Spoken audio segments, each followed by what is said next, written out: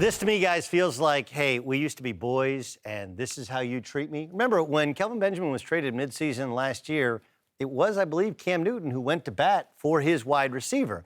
I don't even think that Cam Newton is disputing what Kelvin Benjamin is saying, because it's indisputable. He is inaccurate.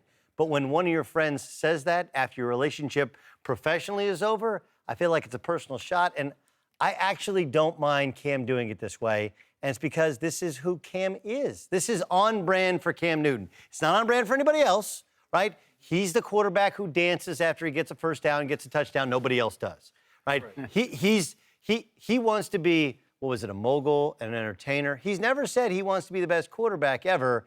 And I think this is more of a friendship thing, and he's really bothered by it personally. I don't think this has anything to do with professional. Doug, I'm okay with him approaching Kelvin Benjamin on the field, right? I was fine with that. Much respect to Cam for that. But now making a video, talking to a wall? I mean, you're Cam Newton. You were an MVP of the league. Who's Kelvin Benjamin? He's never been a Pro Bowler. What are you wasting your time with Kelvin Benjamin for? He's more likely to eat himself out of the league than make a Pro Bowl. Kelvin Benjamin is irrelevant. Cam Newton is a superstar in this league, and I think it's ironic he brings up a wall, right? He talks about never changing. Cam Newton has to change. He's 29 years old. He's been a 58% completion guy his entire career. Maybe his MVP year was an outlier. Maybe that was just the 1 year where he blossomed and then he returned to being a 58% completion guy. I don't know. Ty, I think Cam's got to change. I think it is awesome that we're talking about this, because what did he say in that video that talking to a wall was about Kelvin Benjamin? We're all speculating, so he's doing exactly what he wants us to do and read between the lines. But Cam Newton did not. I didn't see anything on there that had any relevance to Kelvin Benjamin. So what do you think he's talking about? You didn't read into it at all? I mean, he didn't say anything about it. He could be talking about anything. But I'm saying because of the past that happened, he approached him there. He did not say anything specifically. Did he tweet it? Did he say at Kelvin Benjamin? Did he say any of that? It's all speculation right now. So I'm thinking that it's awesome that he's did that, because it has us right now sitting here talking about it and making the story for him. Which is what he wants. It's almost like a viral subtweet. That's what it feels like. Exactly. It's a subliminal message. It's you take it for what it is. We all know pretty much what it is and what it's about. It is about that. And because he left it for me to take it for what I thought it was. He didn't say specifically, so it's for me to interpret it my own way. And for me, I don't have a problem with it. I really don't.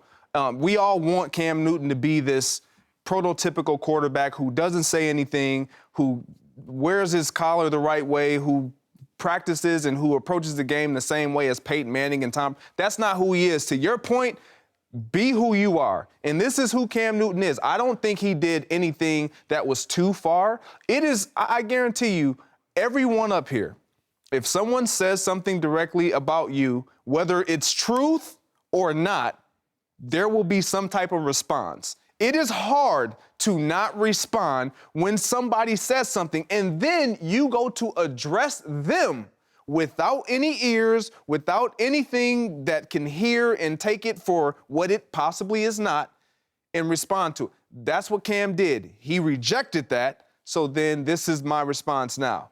Wait, let me ask Ty. I really want to, what do you think this is about if you don't think this is about Kelvin Benjamin?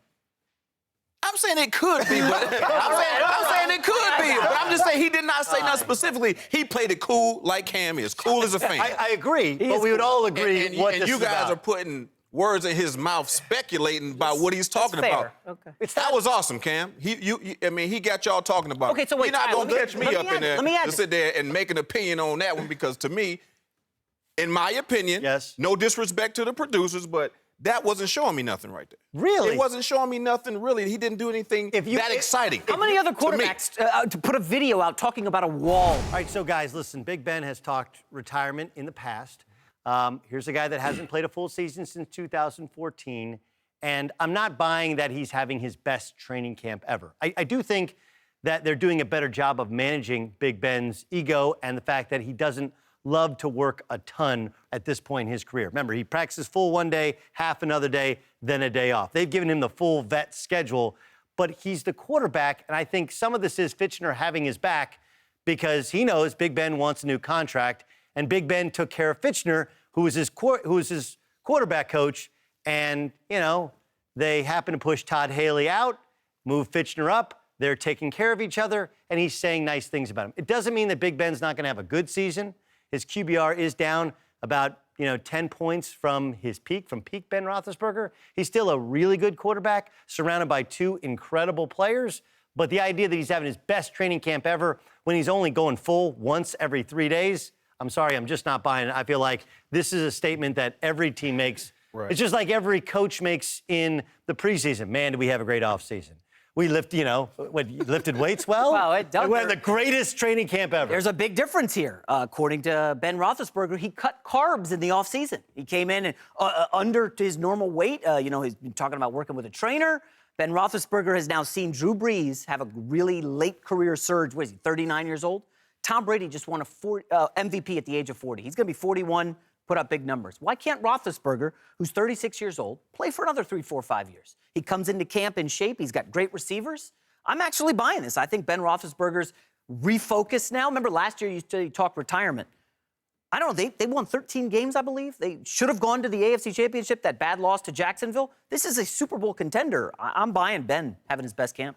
You know what? I think, I agree with you that everyone says the same thing. He's having his best camp ever. If you're only practicing one day a week, you can't get hurt.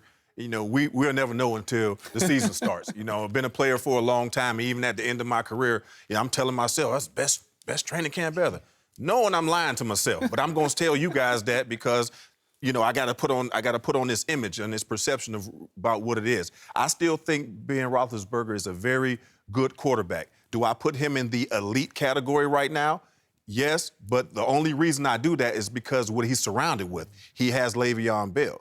He has one of the best, if not the best receiver in the game, Antonio Brown. Yeah. Then you got Juju. You know what I mean? So he's surrounded with a lot of weapons. So you take a very good quarterback like Ben Roethlisberger is, and that's what makes him elite, in my opinion. But if you took that away from him, he'll still be a good quarterback, but he wouldn't be on the elite level that we're talking about. And look, they're the catch rule away, really. Last year's catch rule away from beating the Patriots, getting home field throughout, and maybe the whole thing is completely different. Maybe they go to a Super Bowl. But look, you've played, and you've been on staffs before. How much of this is messaging, and how much of this is reality? It's messaging. It's his happiest camp because Todd Haley's no longer in the building.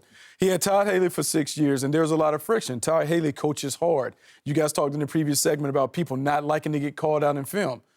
Todd Haley took Ben Roethlisberger's game to the next level because he challenged him. He made him get away from some of that Sandlot style and play disciplined ball where the ball had to come out. He grew tired of that. He now has his buddy in as the offensive coordinator, so he's happy. We won't know how this relationship and how Ben Roethlisberger is until the bullets start flying for real in the regular season. Is that offensive coordinator the real deal like Todd Haley has shown that he can be? Then, when it falls back on Ben, if they're not having success, will he then take up for the offensive coordinator? All of those things come into play. And look, he talked about he's a high-drama quarterback. Yeah. You just never know what you're going to get. I mean, some, but he is extra when it comes to it. Matt Ryan is not. There are plenty of guys that show up, do their job, and go home. Phillip Rivers is not a high-drama quarterback. And again, I think Russell Wilson is a little bit more drama, but you mentioned Drew Brees. Drew Brees is not a high-drama quarterback. I think the friendship thing is going to be interesting. Usually in these scenarios, when you come off of a super disciplined guy, look at the Cowboys when they came off of Parcells. You get that 1 year where you still have discipline, and then the next year it starts to get away from him. When Gruden left the Raiders, the first year they went to the Super Bowl, lost to Gruden in the Super Bowl, but after that, the lack of discipline ended up kind of eating up the Raiders from within. I think that's what happens where the discipline of Todd Haley was good for him. Now the buddy makes him feel better, but the discipline will still carry over for another season. Very similar to what Derek Carr experienced last year. Got rid of Bill Musgrave, who was really on him, grinded on him, had his buddy in Todd Downing, didn't play to the same level. Sometimes you need someone that is going to hold you really, really accountable in film room to get best results. I hold Jason accountable every day in film room. That's why you're better.